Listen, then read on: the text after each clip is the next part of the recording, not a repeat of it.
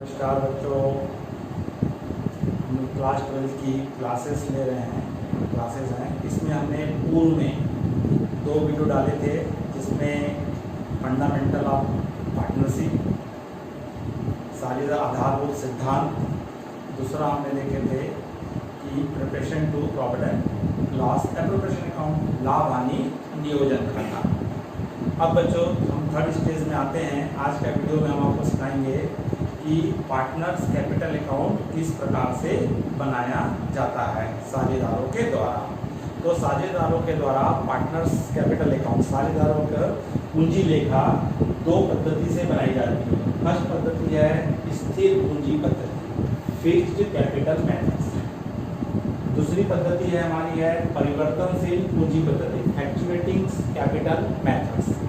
तो बच्चों 2 मेथड है। प्रश्न में अगर हमको स्थिर पूंजी पद्धति से हल करने होता है तो उस स्थिति में हमारे 2 अकाउंट्स बनते हैं, जिसमें पहला अकाउंट बनता है साझेदारों का पूंजी खाता, पार्टनर्स कैपिटल अकाउंट, और दूसरा बनता है साझेदारों का चालू खाता, पार्टनर्स करेंट अकाउंट। अगर हमको प्रश्न में कहता है कि परिवर्तनशील पद्धति होता है, फ्लक्चुएटिंग कैपिटल मेथड्स से होता है, तो उस समय केवल पार्टनर्स कैपिटल अकाउंट्स बनता है। तो आज हम देखते हैं कि स्थिर पूंजी पद्धति में साझेदार अपने खाते किस प्रकार से बनाए जाते हैं। बच्चों इसके पूर्व वाले वीडियो में मैंने आपको बताया था कि उसमें जो पार्टनर्स थे उन्होंने जो कैपिटल्स लगाए थे वो कितनी लगाए थे। तो सबसे पहले पार्टनर्स कैपिटल अकाउंट बनाएंगे तो ये बता दूं डेबिट साइड में और क्रेडिट साइड में क्या क्या राशि लिखी जाएगी। जब भी पार्टनर्स की कैपिटल इंक्रीज होगी, साझेदारों की पूंजी बढ़ेगी, तो हम पार्टनर्स कैपिटल अकाउंट के क्रेडिट लिखेंगे। और जब कभी भी फर्म में पार्टनर्स की साझेदारों की पूंजी कम होगी, उसको हम कहाँ लिखेंगे बच्चों? प्रॉफिट एंड लॉस, अपना पार्टनर्स कैपिटल अकाउंट के डेबिट में लिखेंगे। अब यहाँ पे इन्होंने शुरू में बिजनेस स्टार्ट करते समय कैपिटल लगाया है। अगर इसी वर्ष अगर बिजनेस स्टार्ट किए हैं तो उस कंडीशन में यहाँ पे क्या लिखा जाएगा? By cash account. अगर ये ओल्ड पार्टनर्स हैं, पुराने साझेदार हैं, तो यहाँ पे कैश अकाउंट नहीं आएगा, इसके बदले में लिखा जाएगा बाई बैलेंस ब्रॉट डाउन। अगर हम कैश में इसका ला रहे हैं कैश या शेष लाया गया। जैसे मान लीजिए इनकी फैक्ट्री एक्स ने लगाया था बिजनेस में 50,000 रुपए, वाई ने लगाया था 30,000 रुपए, जेड ने लगाया था 20,000 रुपए। तो इस प्रकार बच्चों कि इन्होंने कितना कैपिटल लगाए थे? 50,000, 30,000, 20,000। अगर उन्होंने इसके अलावा कोई एडिशनल कैपिटल लगाते हैं, एक्स्ट्रा कोई पूंजी लगाते हैं, तो उसको लिखा जाएगा, अन्यथा केवल यही लिखेंगे। क्या आ जाएगी? अतिरिक्त पूंजी। तो यहाँ पे आपका क्या आएगा? कैश अकाउंट, रोकड़ लेखा। यहाँ पे क्या लिखोगे बच्चों? Additional capital. क्या लिखेंगे? एडिशनल कैपिटल अगर किसी साझेदारों ने लगाए हैं तो, अन्यथा नहीं लिखा जाएगा। फिलहाल मान लीजिए इस बिजनेस में इन्होंने नहीं लगाया। इसके अलावा इनकी कुछ नहीं थी, जब कैपिटल स्थिर है तो इनकी पूंजी हमेशा क्या रहेगी? सेम रहेगी। तो इसका हम क्या करेंगे? यहाँ पे आपको बैलेंस कैरी डाउन करेंगे, बैलेंस सीडी, जिसको हम हिंदी में बोलते हैं शेष ले गया। अर्थात इनकी पूंजी वर्तमान में साल के प्रारंभ में भी 50 थी और साल के अंत में भी क्या रहेगी? ये 50,000 रहेगी, 30,000, 20,000। तो इस तरह से इन साझेदारों की पूंजी किसी भी स्थिति में फिक्स्ड रहती है, स्थिर रहती है। अर्थात जैसे इसकी कितनी थी? 50,000, 30,000, 20,000 और सेम इधर भी हमारा आएगा 50,000, 30,000 और 20,000। बच्चों सेकंड अकाउंट हमारा बनता है साझेदारों का चालू खाता, पार्टनर्स करेंट अकाउंट। तो पार्टनर्स करेंट अकाउंट बनेगा तो अगर हमारे पुराने साझेदार हैं, हो सकता है इनके पार्टनर्स करेंट अकाउंट का बैलेंस दिया हो तो बैलेंस को लिखेंगे, अन्यथा वह हमारा इसी वर्ष स्टार्ट किया है तो डायरेक्ट हमारा आ जाएगा। तो इसमें कैपिटल को छोड़ करके, पूंजी को छोड़ करके जितने भी एडिशनल सब आइटम आए थे वो सब कहाँ लिखे जाते हैं, पार्टनर्स करेंट अकाउंट में। तो सबसे पहले बच्चों यहाँ पे आता है by interest on capital, interest on capital, पूंजी पर ब्याज।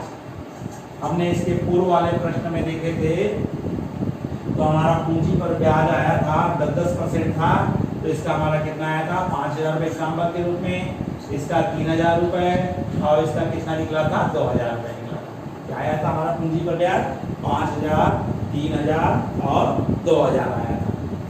दूसरा हमारा आता बच्चों, यहाँ पे लिखेंगे अगर पार्टनर्स ने अपना पूरा समय कहाँ दिए थे, अपने व्यवसाय के संचालन में दिए थे, तो व्यवसाय के संचालन में देने के कारण समय दिए थे, तो उसके बदले में हमने क्या दे दिए थे, एक्स को क्या देंगे, सैलरी देंगे। तो हमने एक्स को सैलरी दिए थे, तो 15,000 रुपए से एक्स की सैलरी क्या हो जाएगा, उसका अकाउंट क्या हो जाएगा, बढ़ जाएगा। तो यहाँ पे क्या लिखेंगे, बाई सैलरी अकाउंट, वेतन लेखे से, और यहाँ पे किसके कॉलम में लिखोगे, एक्स के कॉलम में, क्योंकि हमने एक्स को सैलरी दी है, तो एक्स के कॉलम में क्या आ जाएगा, सैलरी अकाउंट। दूसरा हमने क्या देखे थे, वाई ने सेल्स का काम किया था, सेल्स का वर्क देख रहा था, तो उसके बदले में हम उसको क्या देंगे बोले थे, कमीशन देंगे बोले थे, और कमीशन हमने उनको दिए थे। कितना कमीशन दिए थे आपको याद होगा, 5,000 रुपए। तो यहाँ पे हमारा क्या आएगा, कमीशन अकाउंट और कमीशन लेखा, और किसको मिला था, वाई को मिला था। कितना मिला था, 5,000 रुपए। और जेड को हमने बता दिए थे कि भाई आप कभी भी फॉर्म में आइए, देख रेख कीजिए, बैठ सकते हो, अकाउंट का निरीक्षण कर सकते हो, लेकिन आप कोई कार्य नहीं कर रहे हो, इसलिए आपको कोई एक्स्ट्रा राशि नहीं दी जाएगी, केवल आप में लाभ के आप हिस्सेदार बने रहो। अब बच्चों उसके बाद हम देखेंगे कि हमको क्या हुआ था, फर्म से लाभ हुआ था, तो लाभ हुआ होगा तो प्रॉफिट होगा, तो प्रॉफिट को हम कहाँ बांटेंगे, क्रेडिट साइड में लेंगे। लाभ कोई भी हो सकता है, मान लीजिए 30,000 रुपए हमारा प्रॉफिट आया था इनका, या 15,000 प्रॉफिट आया था, और साझेदार आपस में कैसे बांट रहे थे, इक्वल इक्वल बांट रहे थे। या इसके पूर्व वाले क्वेश्चन हमने देखे थे कि 20,300 आया था, जिसको पार्टनर ने 5:3:2 बांटा था। तो जो भी रेशो होगा बच्चों, उस रेशो बांटा जाएगा। मान लीजिए 15,000 का लाभ आया था, इस 15,000 रुपए के प्रॉफिट को तीनों साझेदारों ने आपस में इक्वल इक्वल बांट लिए थे। कितना बांटे थे, इक्वल इक्वल, बराबर बराबर। तो क्या आ जाएगा, इसको लिखा जाएगा साझेदारों को मिलने वाला प्रॉफिट। डेबिट साइड में आएंगे बच्चों, तो डेबिट साइड में उन्होंने स्वयं के उपयोग के लिए, अपने स्वयं के उपयोग के लिए क्या किए थे, राशि विड्रॉ किए थे, धनराशि विड्रॉ किए थे, जिसको हम क्या कहते हैं, ड्राइंग्स कहते हैं, आहरण कहते हैं। तो हम उसको कहाँ लिखेंगे, इसके डेबिट साइड में, क्योंकि इससे साझेदारों की पूंजी क्या होती है, कम होती है। तो इसलिए यहाँ पे क्या लिखा जाएगा, टू ड्राइंग्स अकाउंट, आहरण लेखे से, आहरण लेखा। और मैंने बताया था उस क्वेश्चन में प्रत्येक साझेदारों ने 10,000 रुपए क्या किए हैं, आहरण किए थे। प्रत्येक साझेदार अपने स्वयं के उपयोग कितना निकाले थे, 10,000 निकाले थे। और हमने उसमें देखे थे कि फर्म ने प्रत्येक पार्टनर से 5% क्या ली थी, ब्याज ली थी। तो वो ब्याज भी हम चार्ज करेंगे तो साझेदारों की पूंजी क्या हो जाती है, कम हो जाती है। इसलिए डेबिट साइड में आता है इंटरेस्ट ऑन ड्रॉइंग्स, क्या आएगा, इंटरेस्ट ऑन ड्रॉइंग, आहरण पर ब्याज। और बच्चों वहां पे 5% था हमारा, तो 5% हमने निकाले थे, तो कितना कितना आया था, 500 रुपए आया था।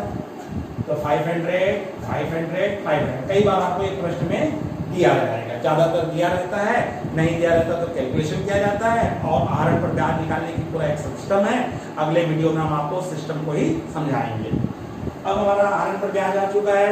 अगर किसी कारणवश फर्म में लाभ नहीं हुआ होता, अगर फर्म में क्या हो गई होती, हानि हो गई होती, लॉस हो गया होता, तो इस लॉस को भी पार्टनर कहाँ बांटे होते, डेबिट। फिलहाल यहाँ लाभ हुआ है, हानि नहीं हुई है, इसलिए इसको कहाँ लेंगे बच्चों, डेबिट।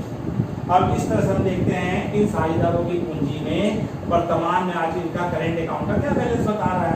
तो डेबिट का टोटल कितना आया, 5 और 15 20, और आपका कितना हो गया, 30,000। एग्जाम्पल के रूप में कितना आया, 30। और इधर कितना है, 10, 30 में 10 गया 20,000, 20,000 में से 500 घटा दो तो कितना मिलेगा, 19,500 वर्तमान में इसका करेंट अकाउंट का बैलेंस आ रहा है। इसी प्रकार कितना है इसका बैलेंस 5 5 10 3 13,000 आया। अब इस 13,000 में से 10 घटाओ 20,000 आया, 10,000 आया, सॉरी 3,000 आया। 3,000 में से क्या घटा दो, 500 घटा दो। इसका बैलेंस कितना बता रहा है, 2500 बता रहा है। अब इसका कितना बैलेंस आया है, 7,000। अब चूंकि यहाँ पे क्या आ गया है, ज्यादा पैसा निकाल लिया इसने, तो इसका डिफरेंस किधर आ गया है, डेबिट में आ गया है। इसका टोटल कितना आ रहा है, 10,500, जबकि उसका अकाउंट में कितना पैसा है, 7,000 है। तो कितना ज्यादा निकाल लिया उसने, तो 10,500 में से 7,000 घटाएंगे तो कितना आएगा, 3,500। तो इस व्यक्ति ने अर्थात इसने सी ने फॉर्मूला से क्या निकाल चुका है, जितना पैसा उसका करंट अकाउंट में था उससे ज्यादा निकाल लिया है। तो जो डिफरेंस अमाउंट आती है बच्चों, उस डिफरेंस अमाउंट को यहाँ पे कहा जाता है टू बैलेंस शीट, शेष ले गया। इसका इन दोनों का बता रहा है, डेबिट बैलेंस बता रहा है। इसका कितना है बच्चों, 30,000 इसका टोटल लिख देंगे, और इसका टोटल आया था 13,000, यहाँ 13,000 आ जाएगा। और जबकि किसका टोटल, इनका टोटल कहाँ पे आएगा, इस साइड आएगा, क्योंकि इसमें डिफरेंस आया 10,500 आया। तो इस तरह से आपका क्या बना बच्चों, ये साझेदारों का पूंजी खाता कब स्थिति में है, जब आपको कहेगा कि जब पूंजी क्या है, स्थिर है, फिक्स्ड है, तो उस समय दो अकाउंट बनाए जाते हैं, पार्टनर्स कैपिटल अकाउंट साझेदारों का पूंजी लेखा, और पार्टनर्स करेंट अकाउंट, जिसमें पूंजी हमारा पूंजी खाते में दो ही आइटम आते हैं। पहला आता है जो उन्होंने स्टार्टिंग पे पैसा लगाए हैं, अगर बीच में अगर कोई एडिशनल कैपिटल लगाते हैं तो उसको लिखा जाता है। बाकी सभी items interest on capital, salary, commission, profit, drawings, interest on कहाँ लिखा जाता है, साझेदारों के चालू खाते। ये किस मेथड से बताया मैंने, स्थिर।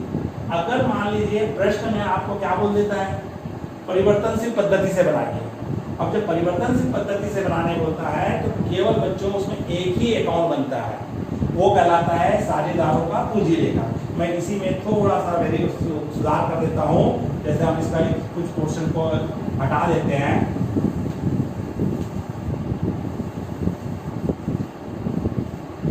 तो इस तरह से तो हमारे में जो बोर्ड में बना हुआ है जो वो ऑलरेडी क्या बन जा रहा है, साझेदारों का पूंजी खाता बन जाएगा। इसको हम दोनों को मिला देते हैं इसको। तो इस तरह से हमने क्या कर दिए, इसको मिला दिए। तो जो बोर्ड में हमारा बना हुआ है वो हमारा क्या बन गया है, साझेदारों का पूंजी खाता बन गया। तो बस अब हमारा क्या आ जाएगा, इनका जो डिफरेंस जो हमारा आया था, ये डिफरेंस हमारा क्या हो जाएगा, टोटल, और डिफरेंस क्या हो जाएगा, चेंज हो जाएगा। तो इस तरह से हमने क्या देख रहे हैं कि यहाँ पर अगर हम क्या बनाना चाह रहे हैं, परिवर्तनशील पूंजी पद्धति में, तो इसमें केवल एक ही अकाउंट बनता है, साझेदारों का पूंजी खाता, पार्टनर्स कैपिटल अकाउंट। उसमें क्या क्या मजे आएगी, सबसे पहले आएगा बाई कैश अकाउंट। अगर इसी वर्ष स्टार्ट किए बिजनेस, पैसा लगाए हैं, अगर पुराना व्यापार है तो क्या लिखा जाएगा, शेष लाया गया बैलेंस 50,000 30,000। अगर कोई एडिशनल कैपिटल लगाए हैं तो उसमें एडिशनल कैपिटल लिखेंगे, नहीं लगाए हैं तो नहीं लिखेंगे। उसके बाद डायरेक्ट हमारा क्या आ जाएगा, इसके बाद बाई इंटरेस्ट ऑन कैपिटल आएगा 5,000 3,000 2,000, और आएगा सैलरी आएगा, एक एक्स को दिए थे 5,000, कमीशन आएगा, किसको मिला था, वाई को मिला था। फिर प्रॉफिट आया तो तीनों पार्टनर ने आपस में क्या किए थे, बराबर बराबर बांटे थे 15,000 को। और इस साइड हमने देखे थे कि जो स्वयं के उपयोग के लिए अपना पैसा निकाले थे, तो उसमें डेबिट साइड में जो हमारा आइटम्स आएंगे, उन आइटम में से कौन कौन सा आइटम आएगा बच्चों, कि कहाँ से स्टार्ट होगा, ये ड्राइंग से आएगा। पहला आइटम यहाँ पे क्या आएगा, यहाँ पे हमारा फर्स्ट आइटम क्या आ जाएगा, ड्राइंग्स आएगा, कि उन्होंने 10,000 निकाले हैं। फिर उसके बाद आएगा इंटरेस्ट ऑन ड्राइंग्स आएगा, 500 से ब्याज चार्ज किए हैं। अगर इस पे लॉस हुआ होता तो लॉस को लिखे होते, फिलहाल हानि नहीं है, प्रॉफिट है। तो वर्तमान में परिवर्तनशील पूंजी में इनकी पूंजी कम और ज्यादा होती है। तो अब देख लेते हैं वर्तमान इनकी पूंजी कितनी है। तो डेबिट का टोटल कितना हो रहा है, 50,000, 5 55,000, 55 और 15 कितना हो गया, 70 और 5 कितना हो गया, 75। तो एक्स की वर्तमान में कैपिटल कितनी हो गई, 75। अब इस 75,000 में उसने 10,000 निकाल लिया तो बचा कितना, 65,000। 65,000 में 500 घटा देंगे तो 64,500 रुपए की वर्तमान कैपिटल है। ठीक उसी तरह वाई का देखेंगे तो वाई का कितना है, 30,000, 3000, 33,000, 33 और 5 कितना हो गया 38,000, 38 और 5 कितना हो गया 43 हो गया 43,000, 43,000। इस 43,000 में 10,000 माइनस कर दीजिए तो कितना है 33 आया, 33 में 500 किए 32,500। तो वर्तमान में इसकी पूंजी कितनी है 32,500 है, जो इसका टोटल जमा यहाँ कितना दिखाएंगे 43,500, 43,000 सॉरी। अब उसी प्रकार के इसका टोटल कितना है 20,000 की पहले से पूंजी थी, इसको पूंजी पर ब्याज कितना मिला 2,000, 5,000 रुपए इसको क्या मिला प्रॉफिट, इसकी पूंजी कितनी हो गई है 27,000। इस 27,000 में से 10,000 उसने निकाल लिया 17,000, 17,000 में 500 ब्याज का चार्ज और इसकी वर्तमान में पूंजी कितनी है 16,500। तो इस तरह से जो भी बोर्ड में हमारा बना हुआ है वो कौन सा बना है साझेदारों का कैपिटल अकाउंट पूंजी खाता। किस कंडीशन में जब पूंजी परिवर्तनशील। तो क्या समझ में आया, जब पूंजी स्थिर हो बोलेगा तो उसमें दो लेखे बनते हैं, पार्टनर्स करेंट अकाउंट और पार्टनर्स कैपिटल अकाउंट। और जब पूंजी परिवर्तनशील बोलता है फिक्स कैपिटल बोलता है तो केवल एक ही अकाउंट बनाया जाता है साझेदारों का पूंजी लेखा पार्टनर्स कैपिटल अकाउंट। उसमें पूंजी खाते की मदें और चालू खाते की मदें दोनों पदों को मिला करके बनाया जाता है। तो इस प्रकार बच्चों आज हमने क्या सीखे हैं, साझेदारों का पूंजी खाता बनाना सीखे हैं। अब हम अगले वीडियो में बच्चों इससे संबंधित कुछ कैलकुलेशन पोर्शंस है जिसमें पूंजी पर ब्याज की गणना कैसे की जाती है, या पूंजी प्रारंभिक पूंजी कैसे निकाली जाती है, आहरण की गणना कैसे की जाती है, उसमें ब्याज की गणना कैसे की जाती है और कमीशन का वैल्यूएशन कैसा किया जाता है। इन तीन के बारे में मैं अगले वीडियो में आपको अध्ययन करेंगे, अगले वीडियो में आपको बताएंगे। बच्चों आपको ज़्यादा से ज़्यादा इसे वीडियो को शेयर कीजिए और लाइक कीजिए और सब्सक्राइब कीजिए। और नमस्कार बच्चों।